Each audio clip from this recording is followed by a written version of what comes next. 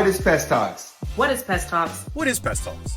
It's where leaders from all corners of the pest control world come together to have continuous conversations on trending topics. Sure, our views may not all be the same, but the passion that we have is what brings us all together. Pest Talks is pest control, expertise, experience, entertainment, social networking, social media, and trending topics coupled with technology. Listen in and join the conversation from a pest management professional's perspective.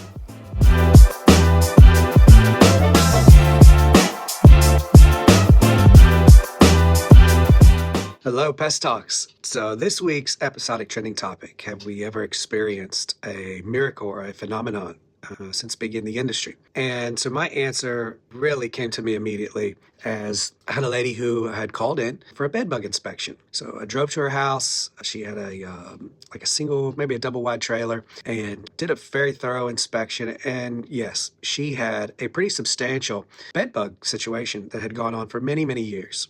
So I did the inspection. Went through every room, took about 10 minutes, ended up in her kitchen, and we were standing there chatting about our process, treatment plan, benchmarks in that treatment plan, and what the expectations should be and will be. It wasn't, almost didn't get the words out of my mouth, and this kind lady, she just really started crying. And that's not really unusual when doing bed bug inspections and stuff, because bed bugs bring real trauma to a person when they're dealing with them. So that didn't strike me as odd, but however, this cry was unlike a traumatic cry in dealing with bugs. You could tell there was something deeper behind the scenes going on. So I gave her some space. We just kind of let silence happen for maybe 10 seconds. Felt like 30 minutes. And I said, ma'am, can I help you? And she gave it another couple seconds, and she replied, sir, you just don't understand. And I quickly knew that I wasn't there solely for the bugs. I was there for a deeper reason. I believe it was a preordained moment in time that was predestined before the foundations of the world, that I was to be there that day and to deliver her something. I just didn't know what. So I politely asked her, I said, ma'am, help me understand. I want to help you. And so she proceeded to cry profusely. And the next thing I know, she said it again, you just don't understand. I just let silence happen. And then she proceeded to tell me that about maybe 5 minutes before I arrived at her house, she received a phone call. And she said, sir, you see all those beds in there? I said, yes, we're going to treat all those beds. She says, no. Those beds are children's beds. She goes, I'm set to adopt them in just a few days. This is the only home they've ever known that hasn't been filled with anger, abuse, neglect. And I'm their foster mom, and I'm going to adopt them. However, that phone call that she received just a few minutes before I got there from her doctors, they let her know that they believe she had about 7 days to live. Obviously, the room gets very heavy and the air gets very thick. Quite frankly, I shed a tear with her. And she says, what do I do? She goes, what I just told you, my husband doesn't know. Those children don't know. She goes, how do I face them? How do I tell them? How can I help them understand that the one that loved them, the one that cared for them, the one that was going to provide for them and see them through the end of the days is no longer going to be here? And I stood there for a minute, and in my mind, I just kind of said a little prayer. I said, God, what do I need to tell this lady? What do you want to tell this lady? How can I help this lady? And I gave her a few more minutes. Again, she's still crying. And I just asked her a simple question. I said, ma'am, do you know who Jesus is? And she said, well, I think so. I said, well, with all due respect, I don't need you to think so. I need you to know so. And I said, can I just pray with you right here in your kitchen? She goes, I would love that. I would so appreciate that. So for the next probably 5 minutes, literally I called heaven down in that lady's kitchen for her. I mean, we rebuked everything coming and going, proclaimed healing over her life. And quite frankly, a real peace came over me. She stopped crying. We gave it a few minutes and finished discussing the bedbug treatment, which it was very hard to do because that's very insignificant in comparison to what she was facing. And ended up leaving. My company did the bedbug treatment for her. But about 45 days later, maybe 50, she kind of popped in my spirit again. And I went to my staff and I said, do you remember the lady I was telling you that had the bad news that she was probably going to pass away in about a week? When you call to schedule those follow-up appointments, who do you call? And quickly, both of my office staff, the main two that handle all the scheduling, said to me, Jay, we talked to her on the phone. And I said, there's no way. They said, yeah, absolutely. She answers the phone every time we call her. So I said, let me have her phone number. I gave her a quick call. And I said, hello, this is Jay. She goes, I know who you are. And I said, you just on my mind. And I heard that you were still alive and I wanted to call you. And she said it again. She said, you just don't understand. And I said, help me. I said, it's got to be a good story. She said, after you left, I went to my doctors and demanded some more blood work be done. So they did it. And she said about a few days later, my doctors called me back and said they couldn't find anything in my blood work to indicate that she was passing away. She believes, I believe, that God healed her right there in her kitchen that day, that moment. It wasn't a long process. It wasn't something drawn out. It wasn't some kind of magic hocus pocus. It was simply a loving God reached down and healed her that day. So that's one of many that I could share. It's a real testimony to how God really works with people. Being a graduate of Bible college, people always usually ask me, how did you get from Bible college to killing bugs? And simply, I'm going to end with this. I just simply tell them, it's not always about the bugs that brings me to you. The bugs might just be the meeting point for something deeper. I'm just the vessel trying to deliver the good news. So I'm excited to hear your all's miracles and see how much awesomeness and how much impact not only do we make as public health protectors, keeping the public and the foods safe from insects and rodents, but I do believe we have opportunities to change people's lives in a deeper and more meaningful level if we just open our eyes, look for the opportunities, and be sensitive to those opportunities. Pest Talks, we'll catch you next time. Honestly, I think mine's may just come across a lot more practical than maybe so-called a miracle, but I think it's special. I think for me, it's getting into this industry and experiencing the community, the sense of community, the relationship development, the people. I have worked in a lot of different industries and I just haven't experienced anything like that. And I've really enjoyed it. Pest World 2025 was amazing. It was a great way for me to experience that even more. So I would say that's kind of my thing. I guess I'm in the Christmas spirit already because my body decided to make me Rudolph the Red-Nosed Reindeer over here. That's such a bad joke. Anyway, when you think about our industry, so many special things happen like that all the time, whether they're just divine intervention or, just amazing things that we can do for people in the community and people that we take care of. But it was so great hearing that story, Jay. And Alex, you're right, man. Like, our industry's so special, man. I know you mentioned it a couple times in conversations that you and I have had, but this industry has welcomed you with open arms, and it just feels different than any other industry that you've been a part of. There's been so many instances where I would say that something supernatural or unexplainable has happened. I'll keep it funny right now. So when I was a technician, I was doing a bedbug job with one of my coworkers at the time. And, whenever we're going to be doing a bedbug job, typical procedure is to clear out the house for 4 hours and let us do our thing, as in 4 hours for the customer or 4 hours for anybody that's living there. So, we're doing our thing.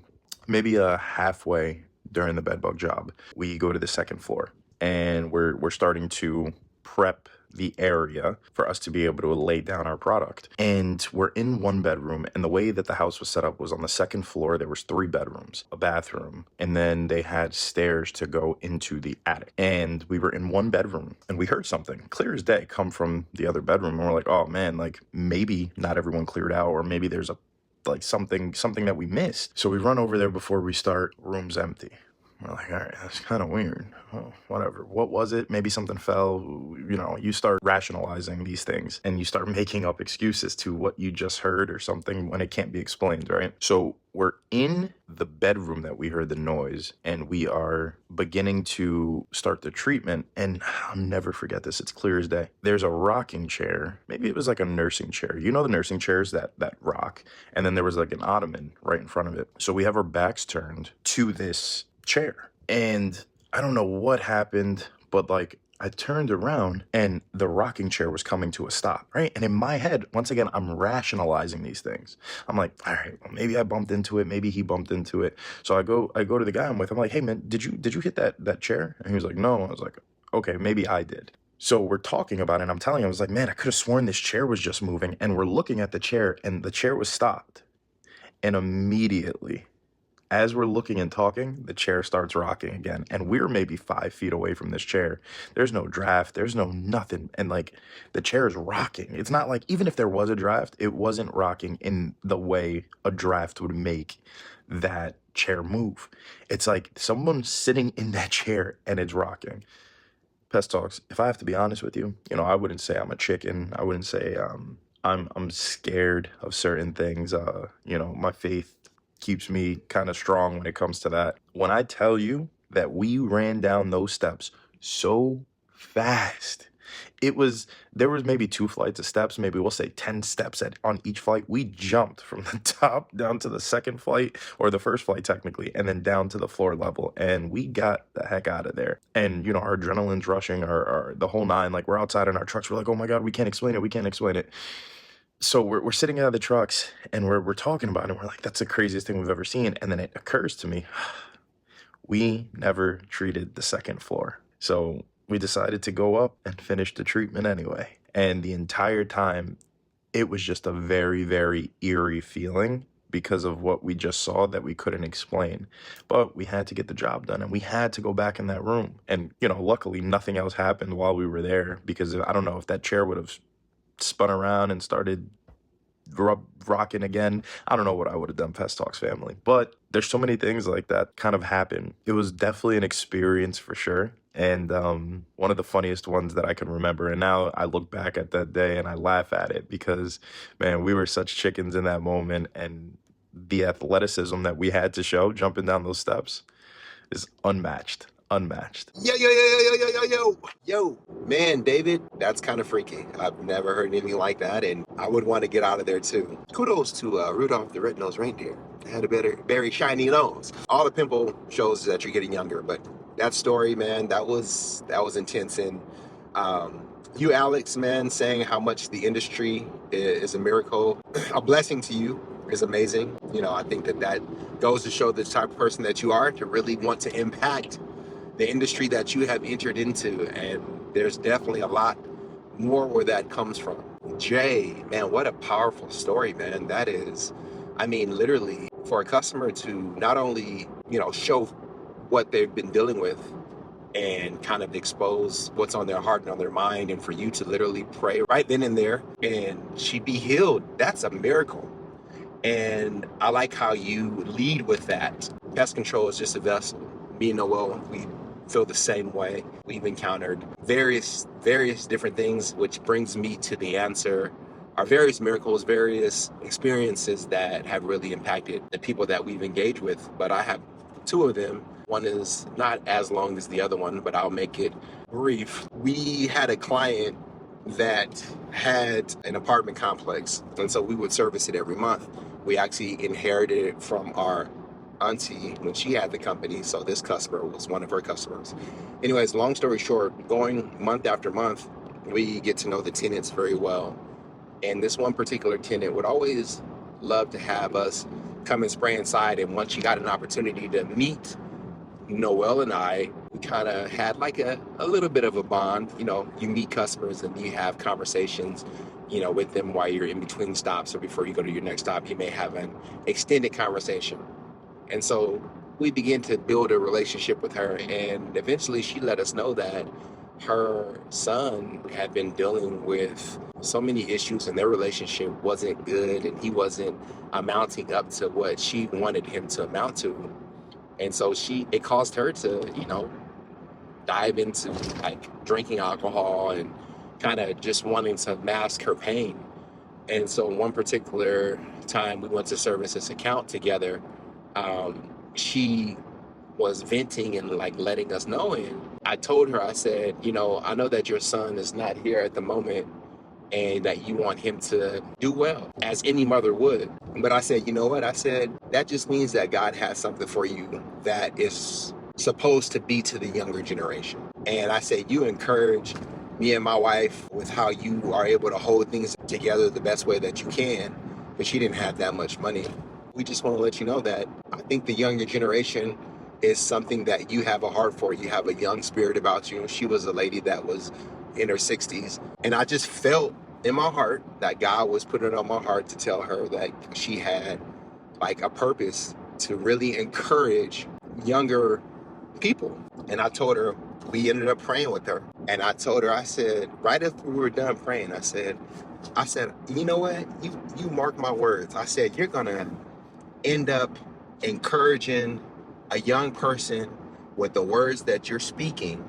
And once it happens, you're gonna be like, wow, and you're gonna tell us the testimony of how you encouraged this person that you're gonna come across. I literally said that right after, right? So we all said amen, and we were saying goodbye because we're getting ready to go to our next stop, me and Noel. And one of the neighbors in the complex, he was going to become a police officer, and he would get excited when we come by because we would talk to him and he would tell us about how his police academy things are going. And so we didn't see him when we first got there. We're getting ready to leave. He ended up knocking on her unit, and she said, yeah, come in. And then he came in and he looked at all of us, and then he looked at her. And then she looked at him and she said, oh, you got a really nice smile. Your hair looks good today, right? And then he was like, oh, well, thank you. I appreciate that. And then she looked at him like, is there anything you wanted? And he was like, no, I just wanted to come by and see what was going on. And she was like, you look handsome. And then he smiled and then he left. And then boom, right then and there, everything that I just said, it just happened. And I was like, whoa. Did you notice that you just encouraged a youth? And she was like, wow. And it gave her chills, and she started to get emotionally happy. And that was just a moment that I'll never forget, because you just don't know what a person needs in a particular moment. And pest control, to Jay's point, has been a moment of many moments where we're actually there for a greater reason than just the pest. We take care of the pest with excellence, but a lot of times it's just an opportunity to share what God has put on your heart. And the other one briefly is, I was doing a termite inspection 2 months ago. I was looking for termite activity like crazy and just couldn't find anything. I mean, this house from top to bottom, and we're in business, so you want people not to have any issues, but had this person had this issue, then you have a recommendation to eradicate it. And so anyways, getting to the tail end of that inspection, he was showing me all of these new gadgets that he had, and we just took time to kind of talk and hang out, and I just listened to him, and he was really excited about what he had going on. And then after he showed, it was like an extra 35 minutes. I had time that day. And sure enough, as soon as we were done talking and I was getting ready to leave, we were walking from the kitchen downstairs, and he's like, look at that. It was a drywood alate swarmer, a big redhead alate swarmer just sitting there, like literally like if an angel just placed it, like literally right in the middle. It was not there earlier. It was sitting there. And we were like, and it was barely moving, but it was moving. And he was like, whoa, is that it? I was like, yeah, that's a termite swarmer. He was like, man, I got termites. And I was like, yeah. Like literally, I kid you not, there's no way that termite got there. It was inside the house, so obviously he has termites, but nothing for like 2 hours. And then I'm leaving, and it's just sitting right there. And I was like, okay, God. He's like, son, I want to give you some business. And so that was another phenomenon, miracle that was like, wow, like I searched all over, couldn't find no termites. I looked high and low, still couldn't find no termites until it showed up. That's the song anyways. But yeah, that's what I experienced. And so many more, but I don't have enough time in this episode to continue down the line of all the experiences that I've encountered. I did listen to Dave, Ryan, Jay, and Alex. Dave, what part of Jersey was your experience? You do know George Washington stayed in Jersey during the Revolutionary War. A lot of plantations and stories came out of there. Just saying, brother. Just saying. Ryan, I think for sure the customer, that lady, she needed that intervention, and it was purposely done. I think that was a kind of a wonderful testimony. And Jay, you and many others, I definitely believe, like you said, are vessels that we need to communicate to and through. Think of it like the internet without the hard drive. Actually, the vessels are the wire. So I guess it would be wired, but just kind of a spiritual wire. Alex, Happy that the industry embraced you and you are here to tell these wonderful stories, man. Love hearing it. Just kind of wanted to wait for some others to tap in, but I think as far as trending topic, I mean, it's happening now. It's a lot of spiritual awakenings, doors being open that were once closed, doors that were closed are now opening. These are just testimonies and voices getting out there, getting louder. A lot of things is happening now. It's biblical. If you know, you know. It's great to see. I know it's bittersweet for a lot, but if you are a believer, then when you listen with your heart, right? When you listen, now this is gonna sound complicated, but it's actually not, right? When you listen with your heart and not your ears, you will see things, right? Let me say that again. When you listen with your heart, you will see things.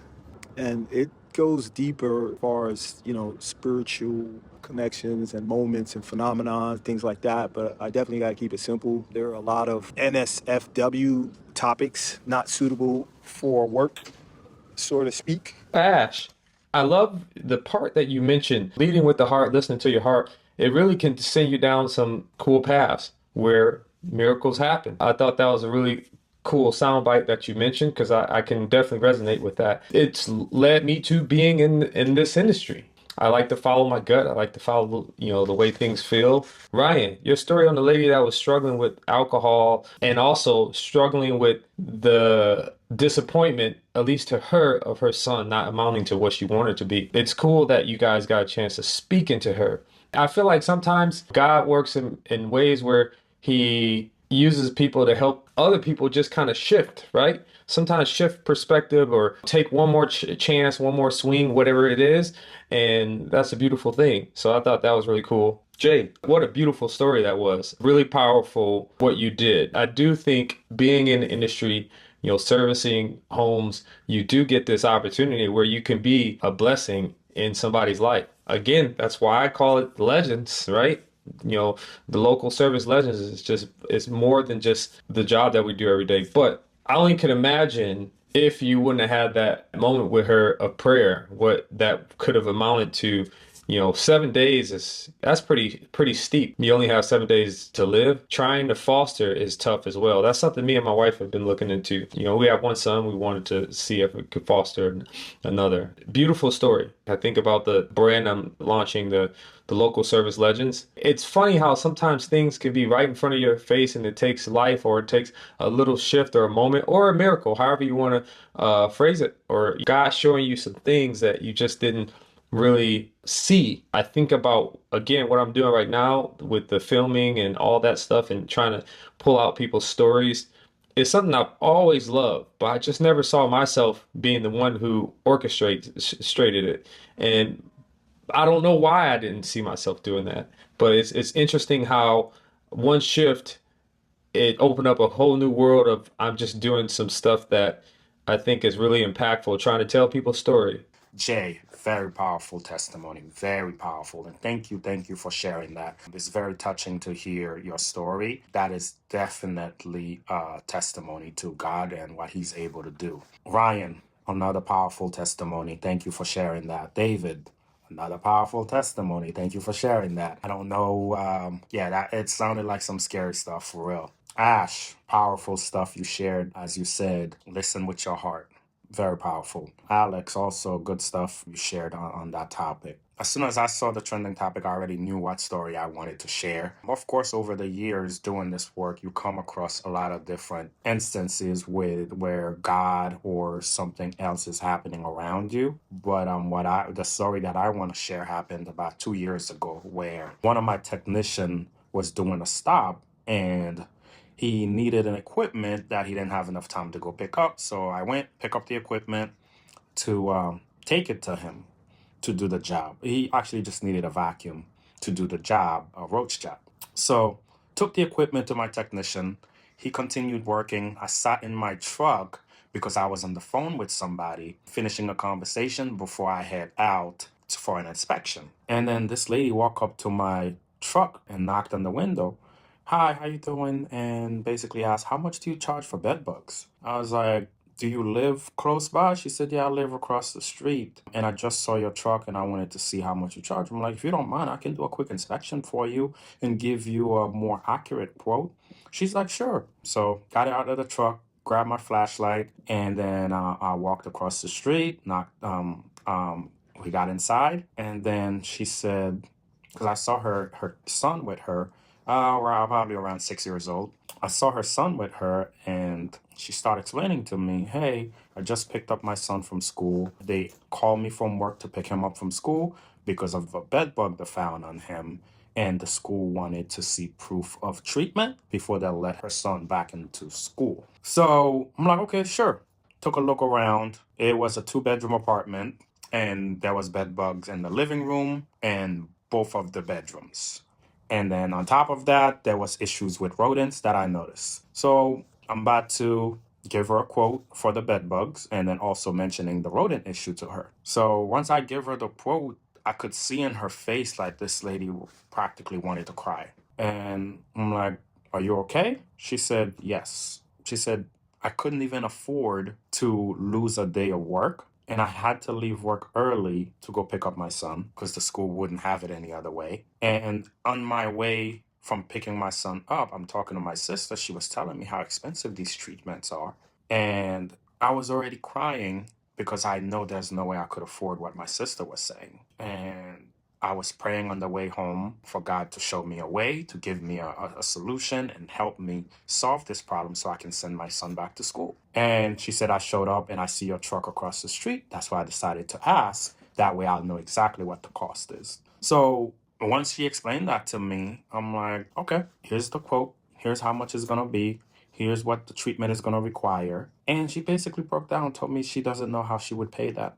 As soon as she mentioned that, and I can see how much she's hurting, basically. And I just thought about it for a second. I asked her did the school ask for anything specifically? And she handed me a letter from the school where a pest control company need to sign to show that she will be the house will be treated in order to allow her son back in school. Told her, give me the letter, took the letter, read it, sign it, put my company's information in it as the hired contractor. She looked at me, she's like, I can't afford you yet. Why are you signing this? I was like, your son needs to go back to school. So sign the paperwork, give it to her, and I told her, yes, here you go. You can take that back to the school tomorrow so your son can go back to school. And then I told her, here's what I'm going to do for you. I won't charge you for the service. All you have to do is pay the fee for the product. I told her how much it was going to be just for the product alone. And then I scheduled one of my technicians to come and do the service for her. The lady was just like so emotional and grateful for me offering that to her. She couldn't believe it. I scheduled a technician, did the service for her, and then I followed up with her after about 2-3 weeks just to ask her how everything went, the initial assessment, did she see any result, how everything went. And she wouldn't even talk to me about the service. She was more focused on gratitude, saying that she will never forget what I did for her. She's like, I don't know if you believe in prayer. And I told her, yes, I do. She was like, well, you have a prayer warrior now. She's like, I don't have anything else to give to you, but I promise you, I will pray for you. And normally people say that to you when you do something nice for them or they feel like you might need it. And sometimes they don't mean it. But I felt like she actually meant it. And she believed that her praying for God to show her a way on the way home and coming home seeing my truck right across from her house, that was God who sent me her way to do the work for her. So that is one of my examples of miracles. When you pray, you believe what you're praying, miracles can happen. Great things do happen. In the hands, if you are a prayer warrior and you believe in what you're praying, you have faith, you will definitely always see the hands of God. And I am a big believer in that. Wow. After listening to everyone weigh in on this ETT, I was like, yo, we need a Pest Talks Bible study. Seriously, because man, just powerful what some of you guys have experienced. I'll start with Jay. You know, being in someone's home and hearing what they're dealing with spiritually, the fact that she felt vulnerable enough with you to share what she was going through. And see, that's the thing. Pest control, when you think about it, pest control is such an intimate experience. You're letting someone in your house to deal with said issue. And most of the time, if I'm treating your house on the interior, I need to get in your business. You're going to let me in your bedroom, your bathroom, like the places that you just aren't letting anyone in. And if someone's dealing with an issue, especially if it's a pest that is hard to eradicate, like we're not talking about, oh, I have spiders in my house, can you come help me? Not that spiders can't infest, because they can. Bed bugs, certain roaches, rodents, certain things that just don't belong in a house with you because of the health issues that they can cause or the PTSD that they can leave even when they're gone. A lot of times people are dealing with more serious issues. And Ashley said it so good. I actually got chills, Ashley, when you said, you're seeing things with your heart first, you will really see what in actuality is happening, and you'll be available. And Evans kind of said it too in his experience. Pest control is what we do, but what I'm seeing the trend is it's a vessel to something much more, something much deeper oftentimes. And if our posture is in a state of receiving the grace to, I'm going to go to this house. I know they called me for ants. However you want to use me, Lord, I'm here to be used. If something else comes up, even if you don't believe in the Lord, if you don't believe in Jesus, nature is nature. Life is life. A bug that's crawling across my table right now has a life, just like I do. It's living and breathing in this environment. We're cohabitating here. I'm just a human being and they're not. The spiritual component is life, a living, breathing organism, life. And some of us can't cohabitate together. If you go into a person's space and they called you for help, the pest is the vessel. And Jay was able to have a spiritual experience where this woman confided in him something very personal that she hadn't even told her family. How many times have we spoken with a stranger that we thought we'd never see again? And we shared with them maybe something very intimate. It's probably another ETT for season 2. But if you've ever shared something with someone that you didn't know from a can of paint, but you just felt comfortable sharing in that moment and it worked to your benefit to get it off your chest, or maybe you received some insight from a stranger that you didn't expect. And then, of course, the Bible says you may entertain angels unaware, so be kind. So anyway, in saying all that, the pest is the vessel to do so much more. Those of us who have been in that space know the power of laying hands on someone and casting an infirmity out.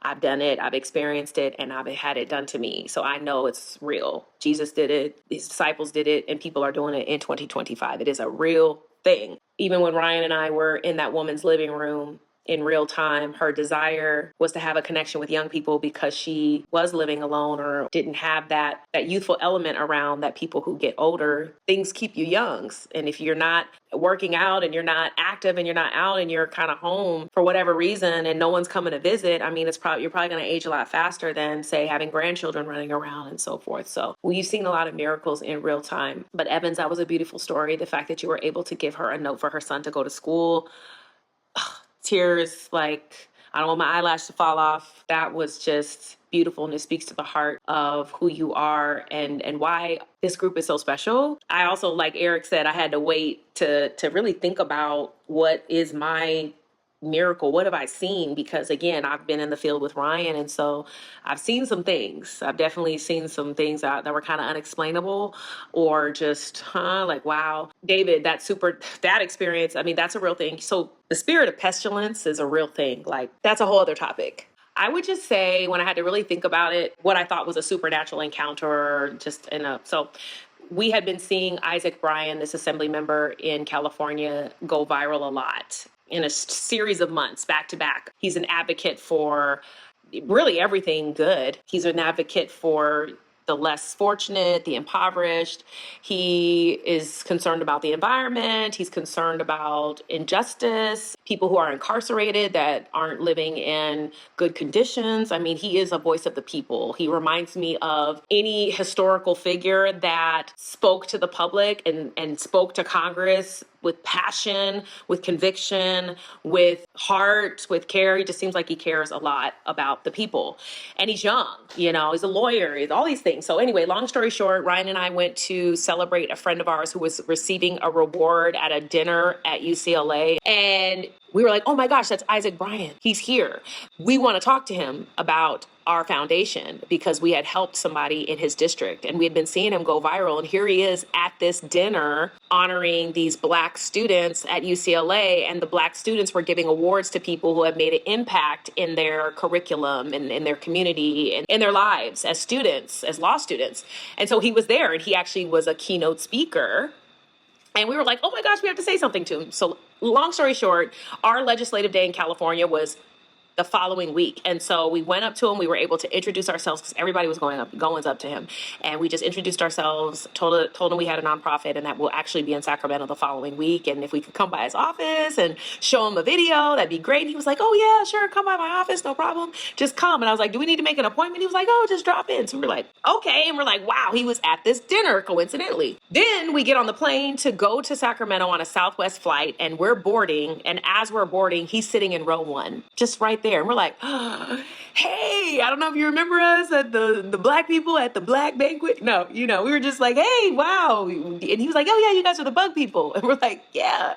And so we're like, yeah, we're going to Sacramento and so are you. And this is again, the following Monday, I believe. And so he just reminded him, we gonna come by your office. You said we could. He was like, oh yeah, come on by. So again, we're like, yo, we ran into him again. This is great. The third time, now we're in Capitol Hill. And we go to his office. We're like, oh my gosh. And we have our little group and we go in his office and we're super excited. And he's not there. He's literally in the middle of a meeting. And in Capitol Hill in Sacramento, there's TVs. So you can kind of see the monitors that they're in this meeting. He's speaking. I mean, he's not able to get out. And we're like, dang, is he going to be back? And they're like, no, he's booked. He's got to go to a speaking arrangement away from Capitol Hill. So we were like, dang, like, all right. We were kind of bummed. We really want to show them this video. And they're like, okay, no problem. They were nice, but I mean, we took a picture with one of his staff members and we left. And we're like, dang. So we start to make our rounds on the meetings that were on the books in different offices and stopping in and popping out and, and then lo and behold, we end up being right in the same hallway with him, about to cross paths. And we're like, hey, and he's like, hey, and we're like, oh my gosh, we went to your office, you weren't there, and are you available now? And he's like, yeah, come on in. And we're like, okay. So we're so excited. We're like, we're going in. Here's the third encounter. He's willing to meet us and listen and watch the video or whatever. So he's like, I only got 15 minutes. And we're like, the video's 11 minutes, no problem. He's like, all right. So he lets us play it. And mind you, his staff is like, why is he meeting with them? Like, he's got to go. And they were kind of coming in and peeking in. And he was like, just give me a minute. Like, he kept telling them, I want to get through this. He's watching the video of the first family we helped, the Bester Clark family. And he's watching it and we're watching it. And every time we watch it, we get choked up. We start to tear up. And we're seeing him start to tear up. And we're like, oh my gosh, he's feeling it. And when the video's done, he's like, Leonard, the father, Tanisha's father in the video, he was like, that's my father's name. That's my father's name as well. And he just was like, I didn't know this was happening. I want to know more about this. Like, I want to keep in touch. Like, I want to be involved. We didn't know. I mean, he had to go. I mean, right after that, I mean, it was kind of like I get it. He had to go. We got our picture with him, but that was to us a miraculous encounter because we had already seen him on social media months prior and he kept going viral periodically in like a span of 4 or 5 months. And we never heard of him before, but he's going viral on social media. We're like, man, he has a voice of the people and he's attracting young people and he's young and we want to meet him. And then he's at this dinner that we went to honor our friend. Then he's on our flight. Now Capitol Hill has come. He's not available. We don't think we're going to see him. And right when we're about to leave, he's walking down the hallway we're on. And then he said, come in. And then the father in the video is his father's name. And that was the connection for him to be like, okay, I might have felt one way about pest control. I might have felt one way about putting a tent on. But this got to me and I want to know more about it. I want to stay abreast of what's happening in my district and overall. And so that to me, in the sense of pest control, how that went down, that was supernatural. That was God. That was a blessing because our industry needs people in government to be on our side. Not that we're always right, but work with us because I don't want the environment destroyed any more than you don't. But pests will destroy an environment if there's too many of them.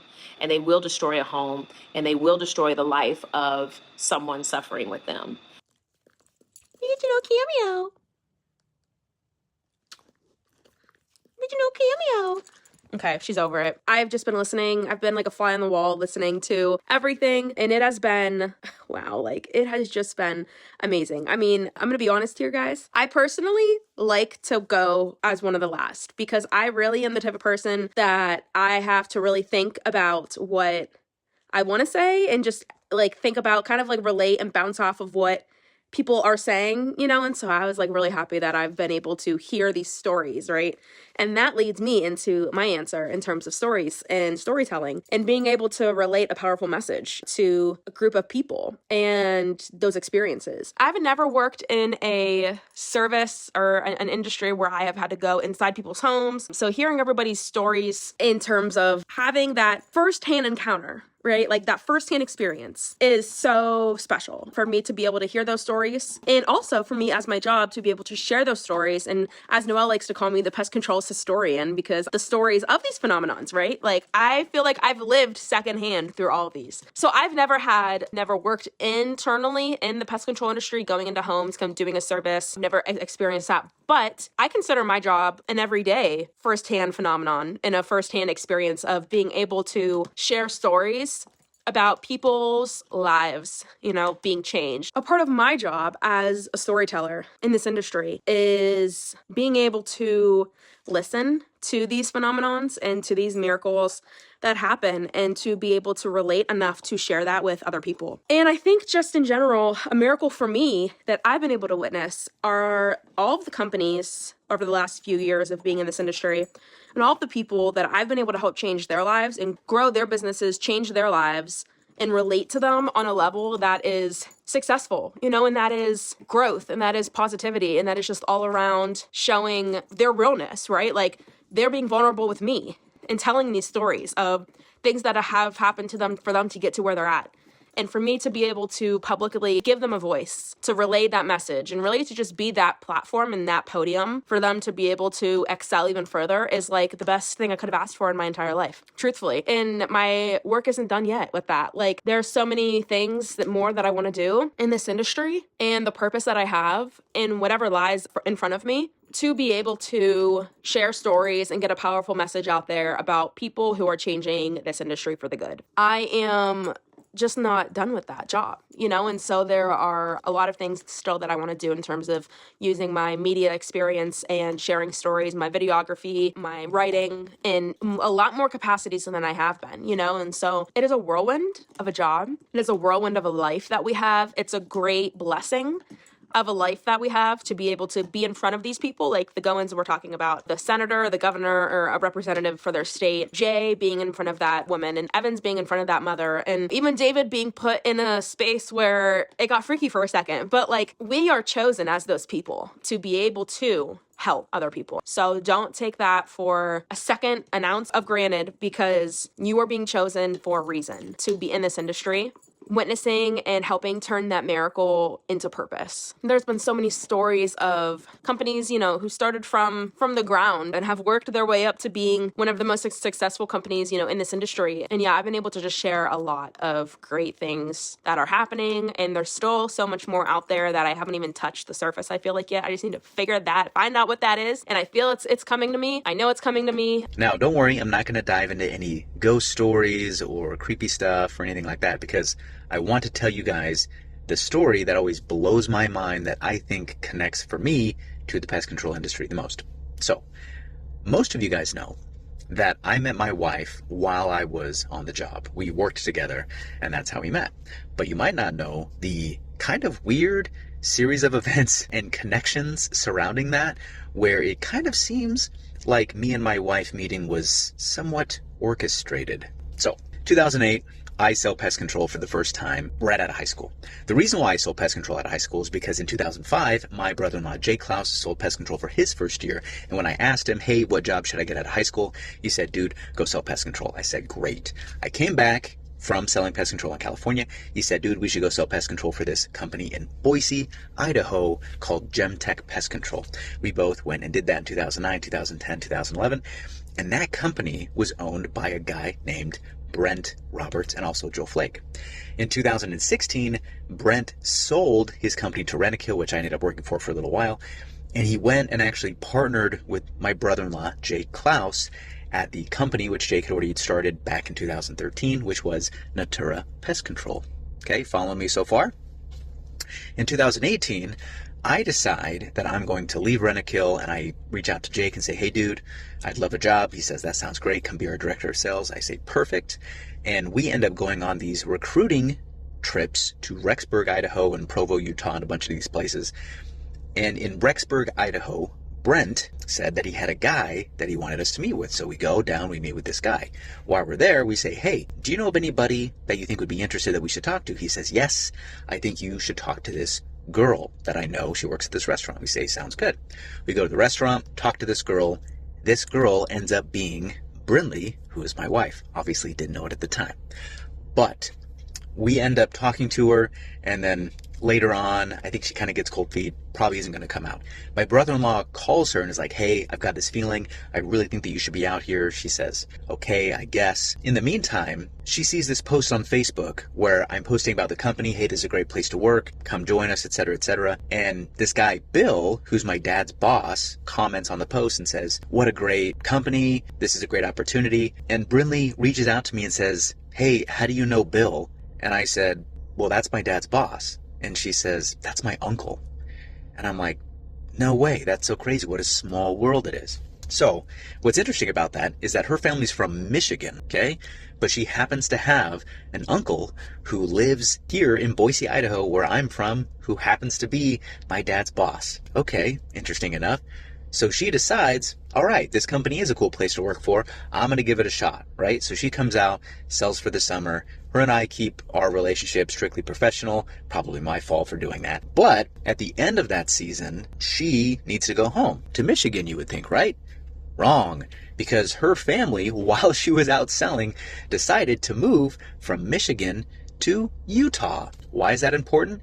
Because around the same time at the end of the season, tragically, I had a cousin who passed away, and I was on my way to Utah to go and see some family and be there for my cousin's funeral. And so lo and behold, I'm on my way to Utah. Brinley needs a ride to Utah, and guess who ends up taking her down there? This guy, right? Now, when we start going down there, I'm thinking, hey, this is totally fine. It's professional. It's no big deal. I'll just give her a ride. But through that 13-hour drive, we learned a lot about each other. And all of a sudden, I'm realizing, wow, we have a lot in common. We could be great friends. We could possibly be more than that. Maybe, who knows, we'll see.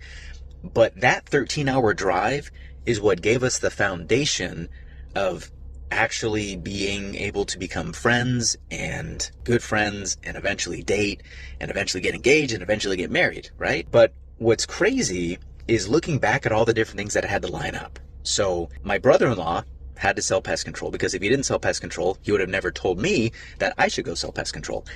If I didn't sell pest control, I would have never worked for Gemtech Pest Control. I would have never met Brent Roberts. If Jake never sold pest control, then Jake would have never started Natura Pest Control in the Pacific Northwest. Brent would have never partnered with Jake in the Pacific Northwest. None of us would have ever gone on any recruiting meetings over to Rexburg. None of us would have actually met this guy that was Brent's connection, who we had to ask, hey, do you know anybody who wants to come sell? Which means we never would have met Brinley in the first place. But not only that, is that I never would have known that her uncle is my dad's boss, because if I didn't work for Natura, if I wasn't part of that equation, then she would have never come out in the first place. Along with that is that she probably would have gone from Washington back to Michigan if her family hadn't decided to move back to Utah.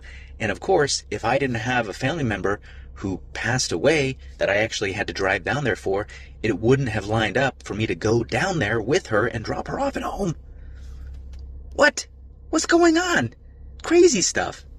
So, when you ask me, hey Eric, what have you experienced in the industry which you feel like is a miracle?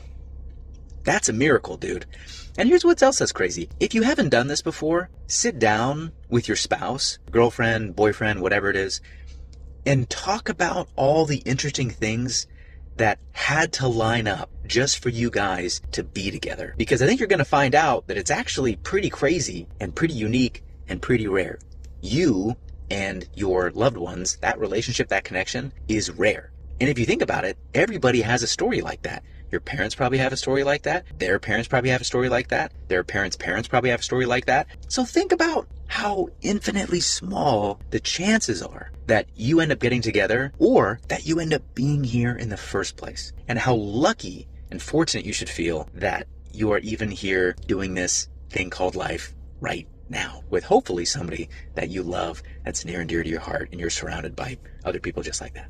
All the stories that everybody has told are so amazing. It really just goes back to show, like, we truly are heroes that don't wear capes every day. Like, we're there to protect people and their families and help them however we can. So it's been really amazing to hear everybody's stories. David, I was a little spooked by yours. I'm not gonna lie. I probably would have ran out of there too. But I wanted to share mine, and it's a little bit kind of like Eric's, but it is kind of the reason why I'm here today. And that is because my parents met because my dad was the technician at her office. So back in the day, back in the 90s, before I was born, before I was even thought of, my dad went to my mom's office and treated, and he was just like, oh my goodness, that is a beautiful woman. She's the most beautiful woman I've ever seen. I need to take her out on a date. So, like he usually does, he has no shame. He'll go right up to her and he says, I want to take you out. And she said, no, I don't want to go out with you.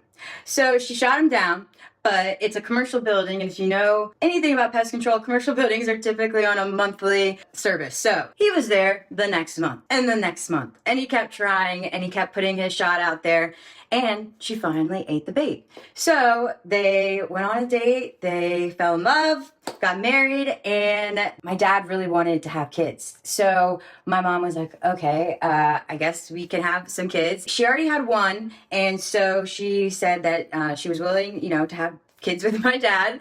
And she was 40 years old when she had my brother, and then she was 42 when she had me. So that, in a way, is my miracle as well, just like Noelle's little baby Grace miracle. And, my company has been around since 1922. So my great-grandfather started it, and just being able to hear stories from different customers about how my grandfather or my great-grandfather had helped their family. It's just really, really cool to be a part of that. And something else that I always kind of keep near and dear to my heart is back in 2021, when COVID was still up and running pretty heavy, people were getting sick and their kids were getting sick. And so I was helping out with a lot of the routes and doing the services. And one of our service managers, his name was Jimmy, and he'd worked with my dad since before I was born. So he was like an uncle to me. And we would ride together that whole summer whenever I had to go out on the road. And it was like 7 times a month. And so he would drive me around. He would tell me stories, and, we would pass by houses, and he'd be like, that's where my first girlfriend lived, or this is where me and my friends went out and partied back in the day. And so I just really got to spend a lot of time with him. And it was really special because a few months later, he unfortunately passed away. And I was just so grateful for, those times that I got to ride around in the car with him. And if I wasn't, in the position that I am, like being able to work with my family and have those connections, I wouldn't have been able to have that special time with him. So I was super grateful for that. It's just really cool to hear how we've all, had a little bit of an aha, like feels like it's some energy from upstairs is going on. And, we're able to help those when they really need it. Guys, I kid you not me even making this crap up. This is what we're talking about now. Tonight, I had to go to a event that Get was sponsoring, and I was sitting there talking to a lady, and she was telling me how she's been a Get customer for a while, and she really likes one of our current employees, Troy. So she's been telling me all about Troy. Then she goes, you know what? I totally forgot. I actually know you guys because of Jimmy. because when I was in college and I went to ODU, which is right by my office, my roommate's uncle was Jimmy, and we had a really bad rodent problem, and Jimmy came and saved our life, and he was so great and all this stuff. And I was like, that is so crazy. I literally was just talking about Jimmy, and it just made my heart so warm. It's like, oh gosh, this is why I love what we do. It's like people just, the connections that we get to make. It's so great. I just love it so much. All right, I had to come in and tell you guys that.